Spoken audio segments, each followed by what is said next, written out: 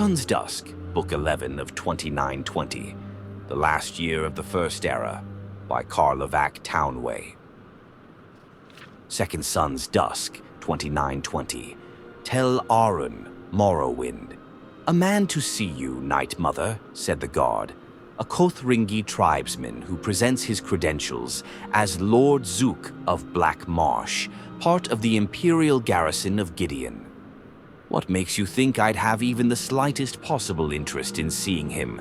asked the Night Mother with venomous sweetness. "He brings a letter from the late Empress of the Cyrodilic Empire." "We are having a busy day," she smiled, clapping her hands together with delight. "Show him in." Zuuk entered the chamber. His metallic skin, though exposed only at his face and hands, caught the light of the fireplace and the lightning of the stormy night from the window. The Night Mother noted also that she could see herself as he saw her, serene, beautiful, fear-inspiring. He handed her his letter from the Empress without a word. Sipping her wine, she read it. "The Duke of Morrowind also offered me an appreciable sum to have the Emperor murdered earlier this year," she said, folding the letter. "His payment sunk and never was delivered. It was a considerable annoyance, particularly as I had already gone to the trouble of putting one of my agents in the palace. Why should I assume that your more than generous payment from a dead woman will arrive?" "I brought it with me," said Zuuk simply. "It is in the carriage outside." "Then bring it in, and our business is complete," smiled the Night Mother. "The Emperor will be dead by year's end. You may leave the gold with a paladith. Unless you'd care for some wine?" Zuuk declined the offer and withdrew. The moment he left the room, Miramor slipped noiselessly back from behind the dark tapestry. The Night Mother offered him a glass of wine, and he accepted it. "I know that fellow, Zuuk," said Miramor carefully. "I didn't know he worked for the old Empress, though. Let's talk about you some more, if you don't mind," she said, knowing he would, in fact, not mind. "Let me show you my worth," said Miramor. "Let me be the one to do the Emperor in. I've already killed his son, and you saw there how well I can hide myself away. Tell me you saw one ripple in the tapestry." The Night Mother smiled. Things were falling into place rather nicely.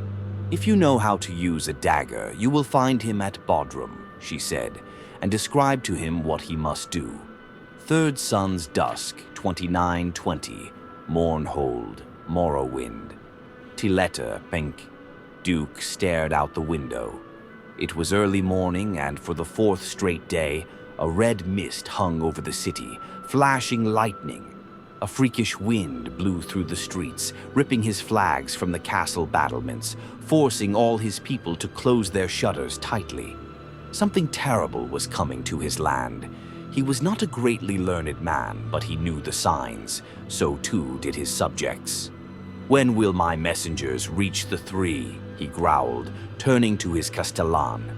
"Vivek is far to the north, negotiating the treaty with the Emperor," the man said, his face and voice trembling with fear.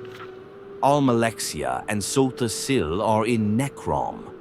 Perhaps they can be reached in a few days' time." The Duke nodded. He knew his messengers were fast, but so too was the Hand of Oblivion. Sixth Sun's Dusk, 2920, Bodrum, Morrowind. Hangorch-light caught in the misting snow gave the place an otherworldly quality. The soldiers from both camps found themselves huddled together around the largest of the bonfires, winter bringing enemies of 80 of warring close together.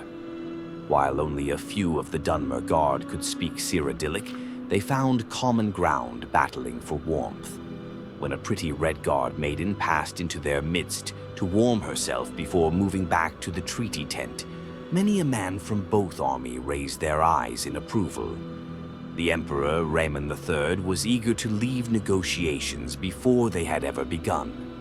A month earlier, he thought it would be a sign of goodwill to meet at the site of his defeat to Vivek's army, but the place brought back more bad memories than he thought it would.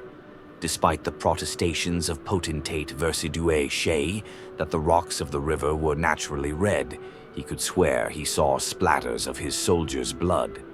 "We have all the particulars of the treaty," he said, taking a glass of hot Uella from his mistress Corda. "But here and now is not the place for signing. We should do it at the Imperial Palace, with all the pomp and splendor this historic occasion demands. You must bring Almalexia with you too. And that wizard fellow." "Sotha Sil," whispered the potentate. "When?" asked Vivek with infinite patience. "In exactly a month's time," said the Emperor, smiling munificently and clambering awkwardly to his feet. "We will hold a grand ball to commemorate. Now I must take a walk. My legs are all cramped up with the weather. Corda, my dear, will you walk with me?" "Of course, Your Imperial Majesty," she said, helping him toward the tent's entrance. "Would you like me to come with you as well, Your Imperial Majesty?" asked Versidue Shea. "Or I?" asked King Drozel of Senchal, a newly appointed advisor to the court. "That won't be necessary. I won't be gone a minute," said Raymond. Miramor crouched in the same rushes he had hidden in nearly 8 months before. Now the ground was hard and snow-covered, and the rushes slick with ice. Every slight movement he made issued forth a crunch. If it were not for the raucous songs of the combined Morrowind and Imperial army gathered about the bonfire, he would not have dared creep as close to the Emperor and his concubine.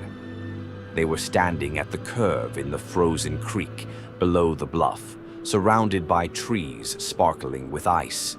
Carefully, Miramor removed the dagger from its sheath. He had slightly exaggerated his abilities with a short blade to the Night Mother. True, he had used one to cut the throat of Prince Julik, but the lad was not in any position to fight back at the time. Still, how difficult could it be to stab an old man with one eye? What sort of blade skill would such an easy assassination require? His ideal moment presented itself before his eyes. The woman saw something deeper in the woods, an icicle of an unusual shape, she said, and darted off to get it. The Emperor remained behind, laughing. He turned to the face of the bluff to see his soldiers singing their song's refrain, his back to his assassin. Miramor knew the moment had come. Mindful of the sound of his footfall on the icy ground, he stepped forward and struck, very nearly. Almost simultaneously, he was aware of a strong arm holding back his striking arm and another one punching a dagger into his throat. He could not scream. The Emperor, still looking up at the soldiers, never saw Miramor pulled back into the brush, and a hand much more skilled than his slicing into his back, paralyzing him. His blood pooling out and already crystallizing on the frozen ground, Miramor watched, dying, as the Emperor and his courtesan returned to join the camp up on the bluff. 12th Sun's Dusk, 2920, Mournhold, Morrowind. A gout of ever-erupting flame was all that remained of the central courtyard of Castle Mournhold, blasting skyward into the boiling clouds.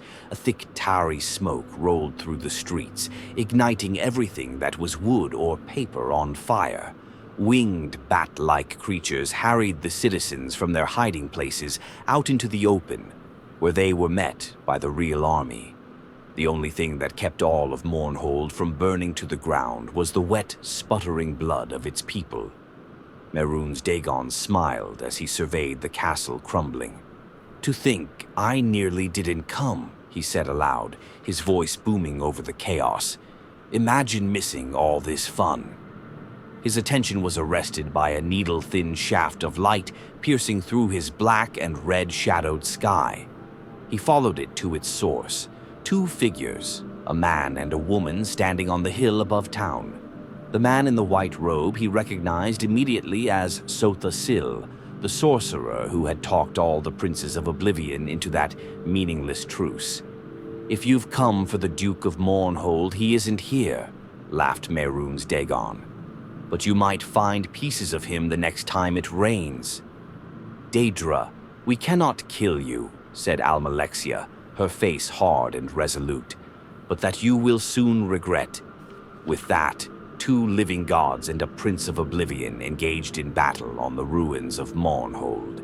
17th Sun's Dusk, 2920, Tel Aruhn, Morrowind. Night Mother, said the god, correspondence from your agent in the Imperial Palace. The Night Mother read the note carefully. The test had been a success. Miramor had been successfully detected and slain. The Emperor was in very unsafe hands. The Night Mother responded immediately. 18th Sun's Dusk, 2920, Balmora, Morrowind. Cyrodilic, face solemn and unreadable, greeted Vivek at the Grand Plaza in front of his palace. Vivek had ridden day and night after hearing about the battle in his tent in Bodrum, crossing mile after mile, cutting through the dangerous ground at Dagoth-Ur at blinding speed. To the south, during all the course of the voyage, he could see the whirling red clouds and knew that the battle was continuing, day after day. In Gnesis, he met a messenger from Cyrodilic asking him to meet at Balmora. "Where is Almalexia?" "Inside," said Cyrodilic wearily. There was a long, ugly gash running across his jaw. "She's gravely injured, but Mehrunes Dagon will not return from oblivion for many a moon."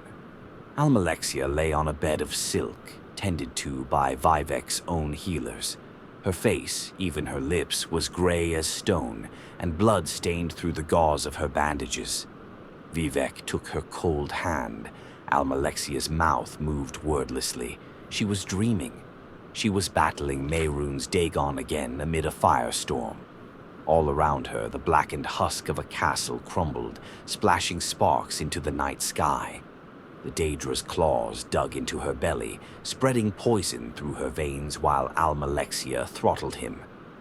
As she sank to the ground beside her defeated foe, she saw that the castle consumed by fire was not Castle Mournhold. It was the Imperial Palace.